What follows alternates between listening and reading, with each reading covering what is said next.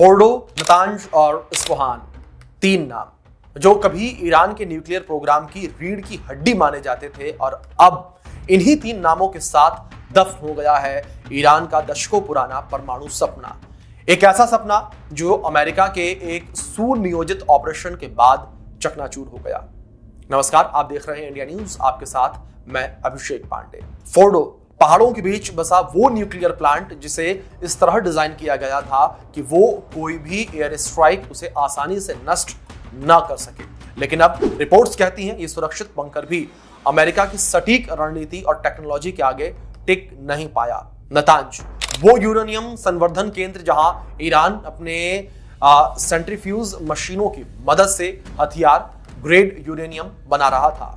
यहीं से शुरू हुआ था ईरान का सबसे बड़ा परमाणु विस्तार। साइबर अटैक से लेकर ड्रोन हमलों तक इस प्लांट को अमेरिका और इजराइल का सबसे पहला निशाना माना जाता है। और अब इस्फहान वो जगह जहां पर यूरेनियम को प्रोसेस करके फ्यूल बनाया जाता था और प्लूटोनियम आधारित रिसर्च भी होती थी। यही प्लांट अब अमेरिका की मिसाइलों और बमबारी का शिकार हुआ है। सैटेलाइट तस्वीरें और इंटेलिजेंस रिपोर्ट बताती हैं कि इस्फहान की फैसिलिटी बुरी तरह से तबाह हो चुकी है। यह हमला सिर्फ ईरान की इमारतों पर नहीं था, यह हमला उसके आत्मविश्वास पर था, उसकी महत्वाकांक्षा पर था और उस रेड लाइन पर था जिसे अमेरिका ने पहले ही खींच दिया था। व्हाइट हाउस ने इसको लेकर साफ संदेश दिया, अगर ईरान न्यूक्लियर बम बनाएगा तो उसे नतीजे भुगतने होंगे। ईरान का दावा है कि उसका प्रोग्राम शांतिपूर्ण उद्देश्यों के लिए है, लेकिन IAEA की रिपोर्ट्स और खुफिया एजेंसियों के इनपुट कुछ और ही कहानी बताते नजर आते हैं। आज जब दुनिया मध्य पूर्व में किसी बड़ी जंग को रोकने की उम्मीद कर रही थी, तो अमेरिका का यह कदम एक कड़ा संदेश है।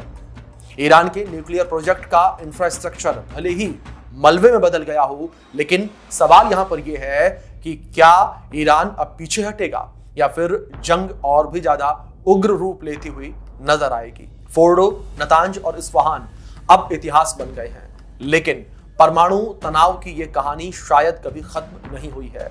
यह सिर्फ हमला नहीं था, यह भविष्य की चेतावनी थी। और इस भविष्य की चेतावनी को लेकर यह कहा जा रहा था कि अगर एक बार फिर से ईरान ने ये कोशिश की, एक बार फिर से अगर ईरान जो है वो परमाणु हथियार बनाने की कोशिश करता हुआ नजर आएगा, तो उसके ऊपर हमला फिर से अमेरिका के द्वारा किया जाएगा।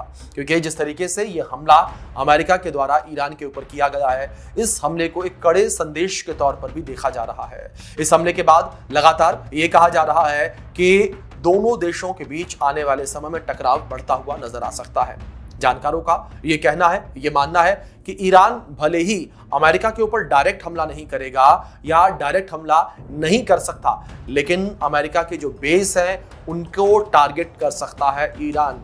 यानी कि इस वक्त अमेरिका ने जो अपने बेस बनाए हुए हैं, उन बेस पर हमला करने की कोशिश ईरान के द्वारा की जा सकती है। क्योंकि ईरान ने साफ तौर पर यह कह दिया है कि अमेरिका अब अंजाम भुगतने के लिए तैयार हो जाए और अमेरिका के ऊपर हम हमला करेंगे। दूसरी ओर इजराइल जो है वो भी अलर्ट मोड पर आ गया है। इस हमले के बाद इजराइल ने अमेरिका की तारीफ की है और अमेरिकी राष्ट्रपति ट्रंप की भी तारीफ की, लेकिन दूसरी ओर इजराइल भी ये जानता है कि ईरान अब पीछे हटने वाला नहीं है। क्योंकि ईरान जो कि पहले इस लड़ाई में बैकफुट पर नजर आ रहा था, वो अब फ्रंट फुट पर नजर आ रहा है और लगातार वो हमले कर रहा है इजराइल के ऊपर। लेकिन अब देखने वाली बात यहाँ पर यह होगी कि जिस तरीके से अमेरिका ने ये हमला किया है, या यूं कहें कि घातक हमला अमेरिका के द्वारा किया गया है, इस हमले से जहां ईरान जो काफी थर्राया हुआ है और बौखलाया हुआ है, वो क्या कदम उठाता है, किस तरीके से ईरान के सर्वोच्च नेता खामेनेई जो है फैसला लेते हैं और आगे हमला करने की बात सामने आती है।